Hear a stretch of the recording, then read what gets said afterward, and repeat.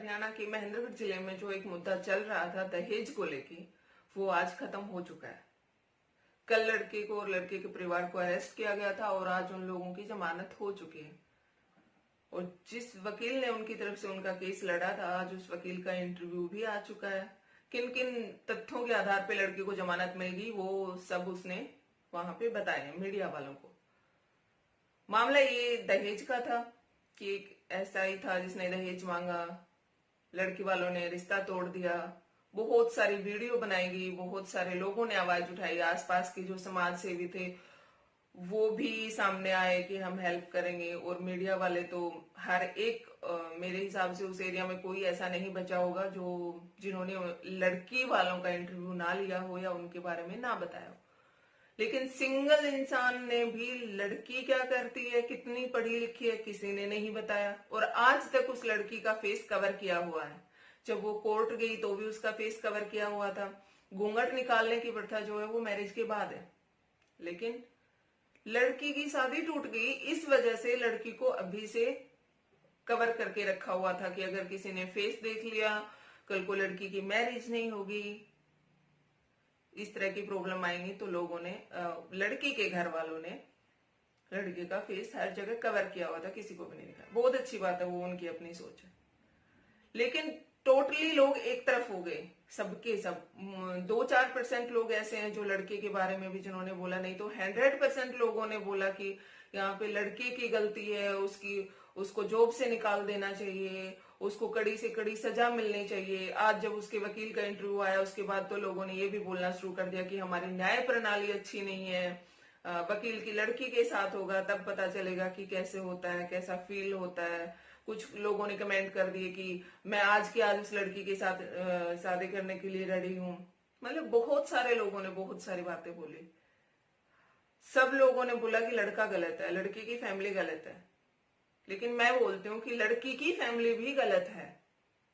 अगर यहाँ पे किसी की गलती नहीं है तो वो सिर्फ और सिर्फ वो लड़की है जिसकी यहाँ पे कोई गलती नहीं है, क्योंकि उसके बड़ों ने उसकी शादी जो थी वो तय कर दी थी और वो तय टाइम पे हुई नहीं, तो ये बात बाहर निकल के आई।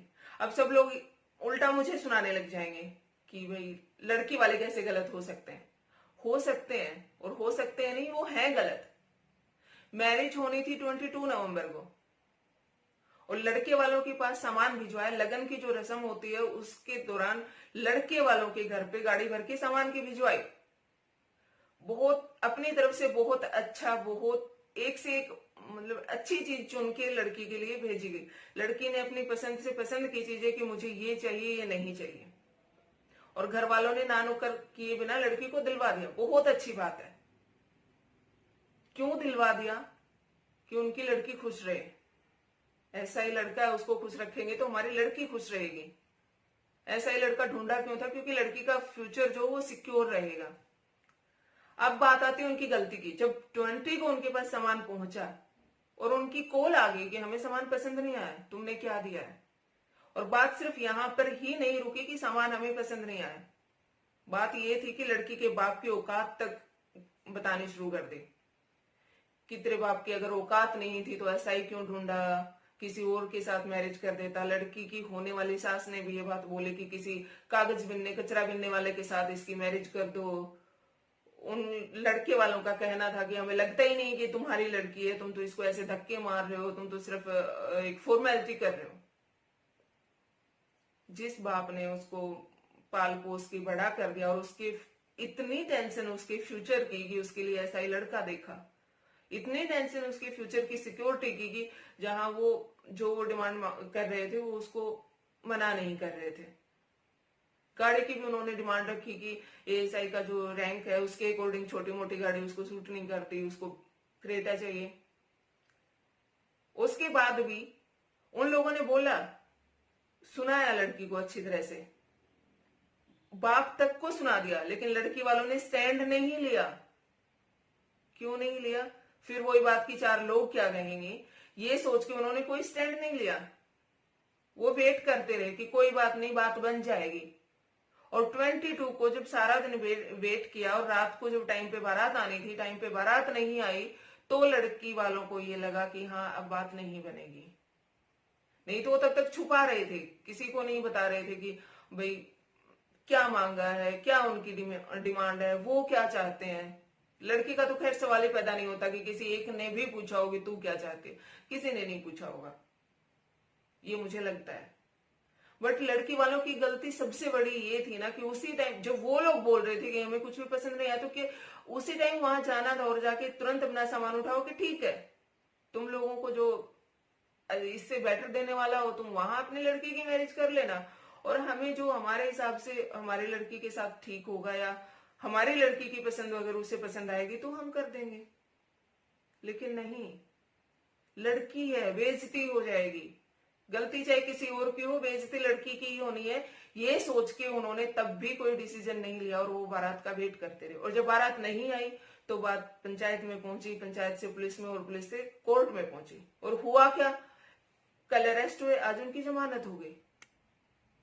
लेकिन ये इस सारे मामले में अगर देखा जाए तो लड़की की कोई गलती नहीं है, लेकिन लड़की वालों की उतनी ही गलती है जितनी कि लड़के वालों की है। और ये बात सिर्फ मैं नहीं कह रही हूं, खुद लड़की के भाई ने भी अपने इंटरव्यू में ये बात रखी है, बोली है कि दहेज लेना भी पाप है और देना भी पाप है, तो पाप तो वो भी कर रहा था, गलती तो उसकी भी है, उसकी सारी फैमिली की गलती है। लड़के ने सुना दिया उसको, लड़की को, कि तू क्या बोल रही है, तेरे कंपार्टमेंट है, ये है वो है। अपनी लड़की का फ्यूचर सिक्योर करो, बहुत अच्छी बात है, हर किसी को करना चाहिए। लेकिन ये जो सिक्योरिटी वाला रास्ता है, ये थोड़ा सा अलग वे में सोचते कि पहले अच्छे से पढ़ा लिखा के उसको, जरूरी नहीं है ऐसा ही बने, जरूरी नहीं है कि वो उसको डॉक्टर इंजीनियर बने, कोई तो जॉब मिल ही जाती है अगर कोशिश की जाए। अगर जैसे एक लड़के का फ्यूचर का सोचते हैं, लड़के के फ्यूचर की बात आती है तो क्या कहेंगे कि जब तक अपने पैरों पे नहीं होता इसका क्या फ्यूचर है, जब तक अपने पैरों पे नहीं होता हम इसकी शादी भी नहीं करेंगे। और लड़की के फ्यूचर की जब सिक्योरिटी देखते हो वो तुम किसी और के उसमें देखते हो कि कोई ऐसा ही आएगा वो इसका फ्यूचर सिक्योर करेगा, कोई इंजीनियर आएगा वो करेगा, या कोई टीचर आएगा वो इसके फ्यूचर की सिक्योरिटी देगा। और उस सिक्योरिटी की कीमत क्या चुकाएंगे हम, आज हम सब कुछ दे रहे हैं, क्रेटा दे रहे हैं, कल को जब लड़का होगा तब फिर कुछ ना कुछ और देना पड़ेगा, फिर कल को और कोई नया रीति रिवाज होगा उसमें, फिर मतलब उस फ्यूचर की उस सिक्योरिटी की जिंदगी भर तुम मरते पीटते कीमत भरते रहोगे। लेकिन एक बार अच्छी तरह से उसको पढ़ा लिखा के उसके पैरों पे खड़ा करके उसको कोई जॉब दिलवा के वो सिक्योरिटी नहीं देख सकते। वो वाली सिक्योरिटी है वो सिर्फ हम लड़के के लिए ही देखेंगे, उसी के लिए ही रखेंगे, लड़कियों के लिए नहीं। छोटे ही सी वो है, अपनी सोच को थोड़ा सा चेंज करने की जरूरत है कि थोड़ा सा जैसा लड़के के बारे में सोचते हो कि इसका फ्यूचर सिक्योर तब होगा जब ये अपने पैरों पे होगा, तो लड़कियों के बारे में भी सोचो। नहीं तो हर दिन ऐसे केस होते रहेंगे, वो चाहे हरियाणा में हो चाहे राजस्थान में, कहीं भी पूरी दुनिया में ऐसी चीजें होती रहेंगी कि कभी कोई ऐसा ही आया उसने क्रेटा मांग ली, कभी कोई इंजीनियर आएगा वो कुछ और मांग लेगा, कल को कोई डॉक्टर आएगा वो हवाई जहाज मांग लेगा, सारी जिंदगी ये सब चलता रहेगा। और ये लड़कियों के फ्यूचर की कोई सिक्योरिटी नहीं है कि एक एसआई को क्रेटा दे दी जाएगी तो उससे आपकी लड़की का फ्यूचर जो है सिक्योर हो जाएगा, कोई गारंटी नहीं है इस बात की। तो गलती आपकी भी उतनी ही है, लड़की वालों की भी उतनी ही है जितनी कि लड़के वालों की है। तो सबसे पहले जो चीज है वो ये चेंज करो कि अगर लड़के का फ्यूचर सिक्योर उसकी जॉब से है तो लड़की के लिए भी जॉब के लिए कोशिश करो अपनी तरफ से, ना कि ये सोचो कि किसी अच्छे लड़के के साथ मैरिज कर देंगे फिर ये तो सुखी सुखी ही सुखी रहेगी। आप एक बार ट्राई करके देखो, जिसकी भी हर किसी पे लागू होती है चीज, आप एक बार अपनी लड़की को अपने पैरों पे खड़ा होने का मौका दो और उसको होने दो, और फिर उसकी खुशी देखो। आज उसको किसी के साथ भी आप कर दोगे वो उतनी खुश कभी नहीं हो पाएगी जितने कि वो खुद अपने पैरों पे होगी, और तब उसको उस चीज की खुशी होगी। तो चीजों को समझने की कोशिश करो कि सिर्फ गलती सिर्फ लड़के वालों की नहीं, लड़की वालों की भी है। अगर नहीं है गलती तो वो सिर्फ उस लड़की की नहीं है, बाकी सबके सब इसमें उतने ही भागीदार है, बराबर के।